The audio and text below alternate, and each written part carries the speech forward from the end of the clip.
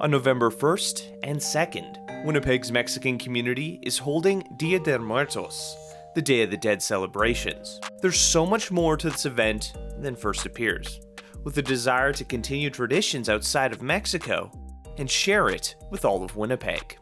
Yeah, thank you so much for the invitation, Ryan. And again, I'm so excited to join you and this show. My name is Jose Olmedo, and I'm a family service counselor for Dignity Memorial. This is the longest funeral home franchise around United States and also Canada.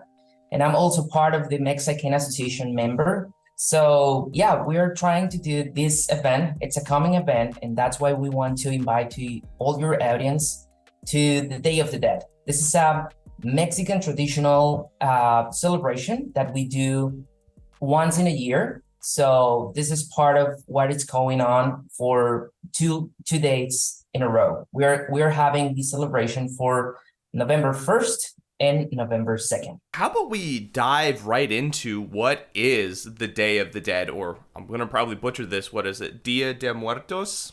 Dia de Muertos, that's right, yeah. This is a Mexican celebration that, like I said, we do all the years on November 2nd.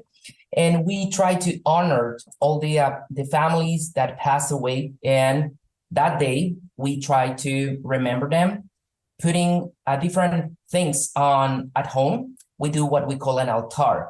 So the main thing about Dia de Muertos, or Day of the Dead, it's just to honor and remember all the families that passed away with a picture on the altar. That's the main idea. For a lot of people who are not part of the Mexican culture, they might have gotten a peek into a little bit about this with Coco, the Pixar film.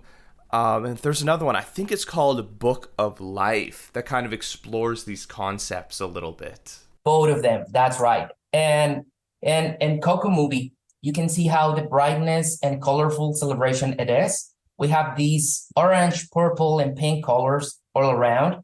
And they are trying to explain how important it's just to don't stop remembering all your family that they're already passed away.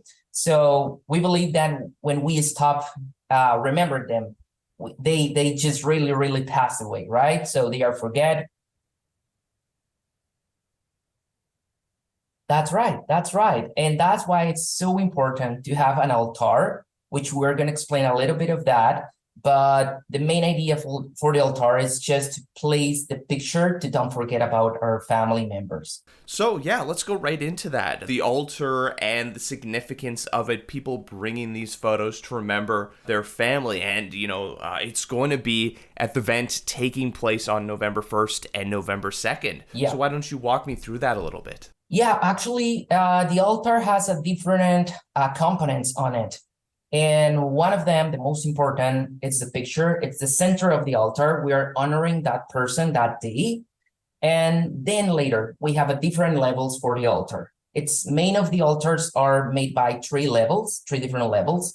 And we have food and drinks for the person we are honoring that day. Then later on the top one, we have mementos or keepsakes that remembering that person. And finally on the altar, we always do, this is a cross on the bottom part, a salt cross. This is just to purify the soul and bless them again. We have a few candles like here. I brought a few candles here to me.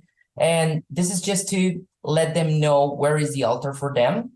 And at the end, we also have blessed water for them just to clean themselves and go and enjoy the altar for them. We are trying to do this to represent that person and remember him. The 2 days for the celebration, we are trying to do the same at the funeral homes. We have 2 days to celebrate on November 1st. This is going to be the location. It's important to let them know to the people and all the Winnipeggers around. This is going to be celebrated on 2 days just because we want to go with the north part of the city and the south part of the city. November 1st, we're having the celebration Thompson in the Park Funeral Home. This is on McGillivray. We're going to send you all the information and put it on the web page. They can send and look for the web page on Facebook for Thompson in the Park, and they will see all the details for all the event, okay? So this is for 6 p.m. to 9 p.m.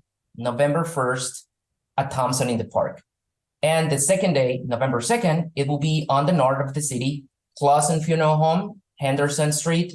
And this is for, again, 6 p.m. to 9 p.m. Same hours, both events. It gives an opportunity for everyone to come and check it out.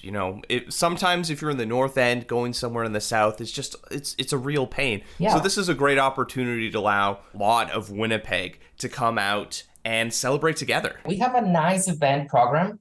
If you don't mind, I want to just explain you what is go right happen. ahead. So for both of the events, it's going to be the same. So at the beginning, we're going to introduce all the people and families to the main altar we have on the chapel. And we're going to explain what is all the components again for the altar, how is the celebration in Mexico. And then later, we are inviting families to bring some pictures from their loved ones and put it on the altar. This is going to be like a communal altar for everyone there. And after that, we're going to have a priest who is going to bless the altar and the families who join us on that part of the celebration. At the end of that part, we are having what we call a calaverita reading. This is like a verse or poem that we do always on Mexico too. And finally, we will have for kids some workshops, bread. This is the most important thing, I think so. The bread of that and the hot chocolate. We're going to have red dead and chocolate for all the families. It's important to say this is a free event, both days, the celebration. And at the end of both of the events, we're going to have a free draw for the kids. We're giving piñatas. Ooh, very fun. Yeah. So excited again, because this is going to honor what we do in Mexico, part of the same celebration. And I know families are going to enjoy it. We're going to have a plus on both locations with a live music show. I know it's going to be great. If you don't mind, I'd like to delve a little bit more into the history of the Day of the Dead, or as best to your knowledge sort of thing. I'm curious to know kind of like the origins of it, if you're aware, because from my understanding, like Mexico is very Catholic, but this doesn't feel very much like a Catholic tradition at all. So is this kind of a traditional, like indigenous Mexican kind of a history and practices? That's right. This is not a like you say, this is not a religious thing that we do in Mexico just because it's Catholic. Most of the people in Mexico, they are Catholics, and this is not about it, but it's getting mixed, right? With the new generations and the Catholicism in Mexico, we are trying to, at the same time, blessing the souls. So that's we're doing that in this event. Priest is coming just to bless the altar and the pictures for the families. This is an ancestral thing that we do in Mexico each year. And it starts, or the main city doing this is in one state that we call Michoacan in Mexico. Yeah, this is more about like when you saw when you watch the people Coco and you say that, this is more about ancestral celebration that we have in Mexico. It's coming and big and doing better and bigger in Mexico with parades. We stopped that day working and everything in Mexico, and everything is music, everything is celebration. We customize inside houses or homes. We customize like Halloween all around, but the Day of the Dead. We do this special food, bread of dead. It's delicious. These have like a little orange flavor inside. And one of the most important part of this celebration also is the flowers. We have cempasúchil flowers, which is the marigold flowers. And yeah, that all components together make the Day of the Dead. Well, it's important to keep these kind of ancestral practices relevant and keep them strong, like participating and holding them here in Winnipeg. That's right. That's what we want to do. The main idea here is just to celebrate like in Mexico. We are trying to do most of the things we do there, and just not inviting all the Latino and Mexican community, inviting all the Winnipeggers around. Please join us. I know you're going to enjoy it. Mexico, it's a great culture, and you're going to feel it like there. Bringing everyone together to celebrate, because that's really the essence of Manitoba and Canada, right? Yeah. Everyone has an opportunity to check out and experience everyone else's culture, to learn a little bit about it. And through that, we come together. We build neighborhoods, we build communities. That's right. That's right. And that's why we want to do this event on 2 locations. Just like you say, just don't miss anybody from different areas from the city. That's good. We can repeat again on November 1st and 2nd from 6 to 9. Please join us and you're going to enjoy the day. I noticed you've got a skull behind you. Why don't you walk me through a little bit about, the significance and the background behind these skulls? They're very ornate. They've got great patterns and colors to them. I know for anyone who's watched Coco or Book of Life, they've seen these really elaborate and eye-catching designs on these skulls. Most of the calaveritas or skulls that we have, actually we try to see or embrace the dead like a part of the journey, right? For Mexicans, we are trying to see this it's sad, when somebody passed away, but at the same time, we're trying to say it's part of the life. It comes with the package. So we are trying to laugh a little bit about it. Doing these calaveritas, we use it as a mask, and we also paint our faces. I didn't paint today, but I will be painted at that day. So you're going to be expecting Katrina's there. Katrina is the lady who have a beautiful big dress with a big hat and a dark veil. And they paint our faces too. Skulls and the sugar skulls actually that we put on top of the altar too. We eat them, but this is just trying to say, I'm not afraid about death, and we represent that with the skulls. So we paint it, we put it as a mask, we fill it, and we embrace that part. I really like that, not something to be afraid of, because death is a natural part of the human experience. We might as well be familiar with it, be comfortable with it, and when the time comes, celebrate the lives of people and what they've done. That's right. And that's how we feel.